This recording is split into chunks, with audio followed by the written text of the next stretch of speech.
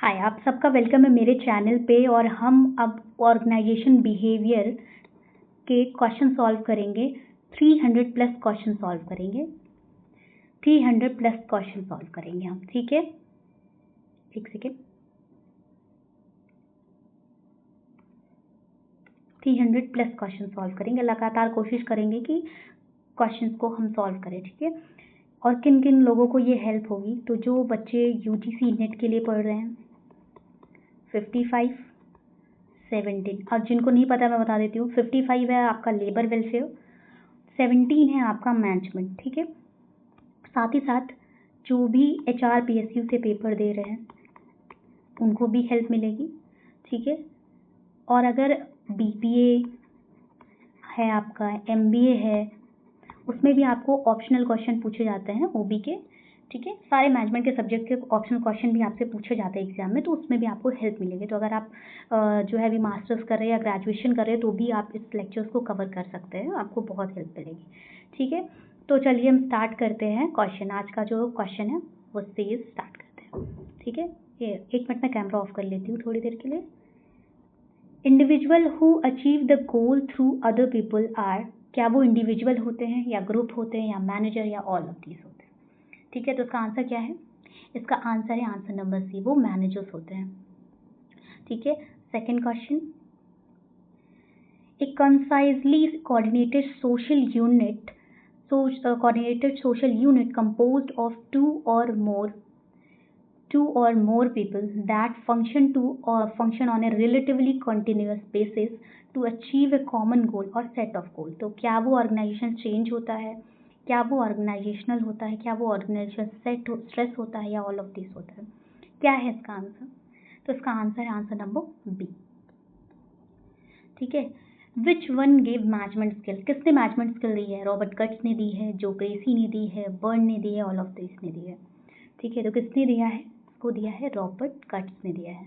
ये क्वेश्चन बहुत बार यूजीसी में भी पूछा गया है, ठीक है। साथ ही साथ मैं बताती जाऊंगी, अगर कोई क्वेश्चन एग्जाम में आया हुआ है मैं आपको बता दूंगी ताकि आपको आसानी हो। Management skill is concern with, चलिए बताइए मैनेजमेंट स्किल किससे कंसर्न है? क्या वो टेक्निकल स्किल से कंसर्न है, ह्यूमन स्किल से कंसर्न है, कॉन्सेप्चुअल स्किल से, या ऑल ऑफ दिस से कंसर्न है? क्या लगता है आपको, क्या है आंसर? तो इसका आंसर है आंसर नंबर डी, ठीक है।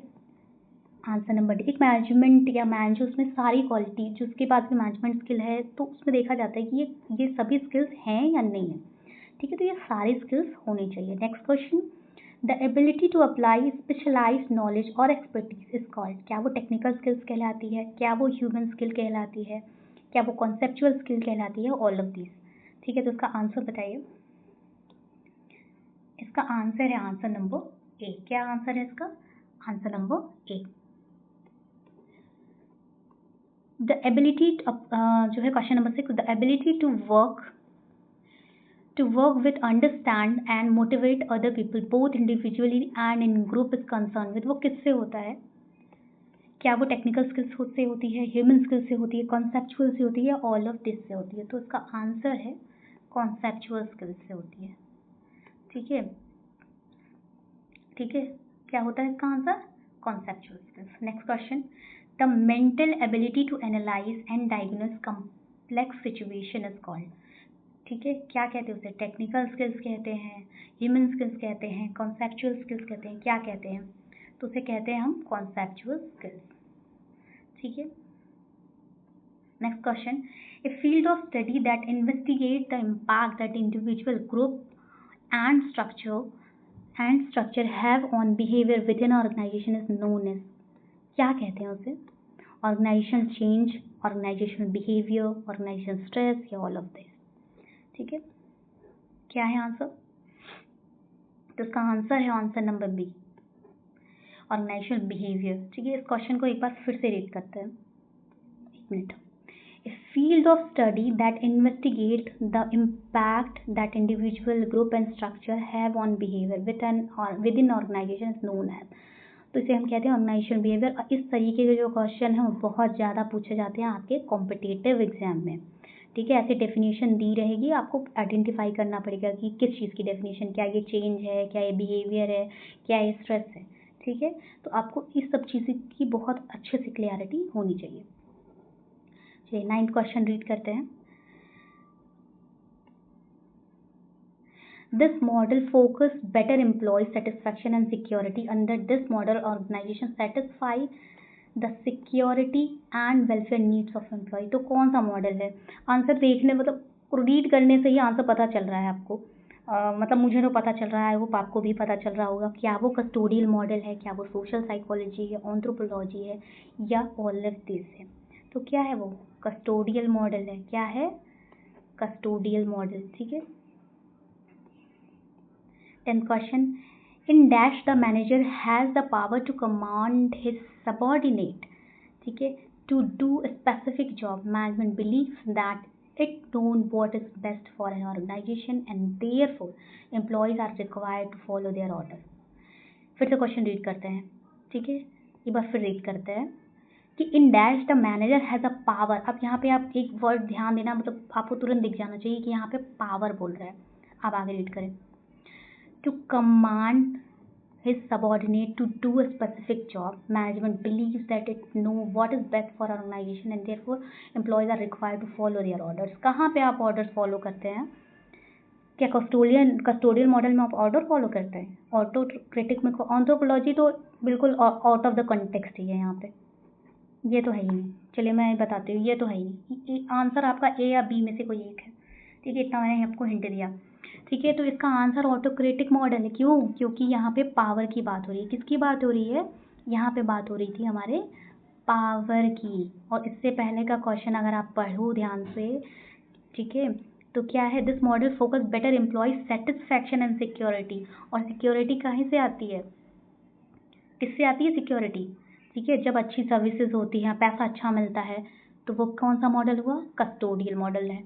तो इसको तो आप ऑड एंड इवन करके भी हटा सकते थे। ये तो हमने कभी पढ़ा है क्या? नहीं पढ़ा है। हमने ये पढ़ा? नहीं पढ़ा। हमने ये पढ़ा? नहीं पढ़ा। ठीक है, तो कस्टोडियल मॉडल, ऑटोक्रेटिक मॉडल। ठीक है, तो आज के लिए हम इतना ही रखते हैं। आगे अभी हम ऐसे ही सीरीज़ में 300+ क्वेश्चंस को ओबी के सॉल्व करेंगे डे टू डे। थोड़े क्वेश्चन सॉल्व करेंगे, पर कोशिश करेंगे उस क्वेश्चन को समझ में भी हमें आए। ठीक है, अभी इतना मैंने इसलिए नहीं समझाया। आगे जो अभी आगे के स्टार्टिंग के 10 क्वेश्चन थे, उसमें से 8 क्वेश्चन आपने देखा होगा बिल्कुल कॉमन सेंस वाले क्वेश्चन हैं। ठीक है, इसमें ऐसा समझाने वाला कुछ नहीं है उतना। ठीक है, फिर भी अगर आपको ऊपर क्वेश्चंस में कोई दिक्कत होती है या कुछ आपको गड़बड़ लग रहा है तो आप मुझे बता सकते हैं। ठीक है, मैं उस चीज़ को फिर से जो है देख के आपको अच्छे से समझा दूँगी। ठीक है, और एक क्वेश्चन इसमें, हाँ, एक क्वेश्चन इम्पॉर्टेंट है जो आपकी यूजीसी में भी पूछा गया है, वो ये था कि मैनेजमेंट स्किल कितने थी? रॉबर्ट कट्स या पूछा गया था प्रोपेगेटर। और एक चीज़ और बता देती हूँ, सबसे ज़्यादा प्रोपेगेटर आपके ओबी से ही पूछे जाते हैं यूजीसी नेट के एग्ज़ाम में। ठीक है, सबसे ज़्यादा। ठीक है, आप क्वेश्चन पे आप मेरी मत मानो, क्योंकि हमेशा कोई कुछ कहे तो उसको तुरंत नहीं मान लेना चाहिए। आप जाके प्रीवियस ईयर के क्वेश्चन पेपर देखिए, उसमें ओबी में स्पेशली ओबी के क्वेश्चन को ध्यान से देखिए तो आपको मैच दो कॉलम में, आपको ऐसे स्टेटमेंट में भी, और ठीक है, आपको दिख जाएगा प्रोपेगेटर बहुत पूछा गया है। बुक्स के नाम भी इसमें बहुत पूछे गए हैं, रिबर्न्स के, और आगे पढ़ेंगे ऐसे बहुत सारे। थॉमस ए हैरिस ने कौन सी बुक दी है? ठीक है, और जितनी मोटिवेशन की थ्योरी है वो किसने दी है? लीडरशिप, मोटिवेशन, परसेप्शन, पर्सनालिटी, ठीक है, मोटिवेशन, ये सब चीज़ें उसमें बहुत ज़्यादा जो है पूछा गया है। ठीक है, तो मैंने इतना डिटेल में आपको अभी इसलिए बताया कि आपको समझ में आ जाए। ठीक है, और आगे जो धीरे धीरे जब क्वेश्चन आगे आते जाएंगे ना, तो आपको समझ में आएगा कि हाँ, क्वेश्चन अब समझ में आ रहे हैं मुझे, मतलब ये बेफालतू के क्वेश्चन नहीं। तो हम ऐसे करके 300 के प्लस के ही क्वेश्चन सॉल्व करेंगे, जो आपके एग्ज़ाम में आने वाले एग्ज़ाम जो आपको दिसंबर में होने वाला है, उसमें आपको बहुत हेल्प मिलेगी। साथ ही साथ जो भी एचआर पीएसयू का एग्ज़ाम होगा उसमें भी आपको बहुत मदद मिलेगी। और एमबीए बीबीए के लिए तो हमेशा हेल्प तो रहेगी ही। ठीक है, तो आज के लिए इतना ही। हम फिर मिलेंगे और फिर क्वेश्चन जो है सॉल्व करेंगे। थोड़े क्वेश्चन सॉल्व करेंगे पर अच्छे से कोशिश करेंगे सॉल्व करने की। तो आई होप आपको समझ में आया होगा। और हाँ, अगर आप इसकी टेंशन मत लेना, आप ये पीडीएफ आपको मिल जाएगी। अगर आप मेरा टेलीग्राम मैंने जो है मैंने यहाँ पे लिंक पिन किया अपने प्रोफाइल में, आप वहाँ से जाके टेलीग्राम का ज्वाइन कर सकते हैं अगर आप चाहें तो। अगर नहीं चाहते तो कोई बात नहीं, चाहते हैं ज्वाइन करें। अगर आपको पीडीएफ चाहिए तो आप ज्वाइन कर लेना, आपको वहाँ पे सारी पीडीएफ मिल जाएंगी, तो आपको प्रैक्टिस करने के लिए आसानी होगी। तो आज के लिए इतना ही, चलिए फिर मिलते हैं। हंसते रहिए, मुस्कुराते रहिए, पढ़ते रहिए। Tata bye.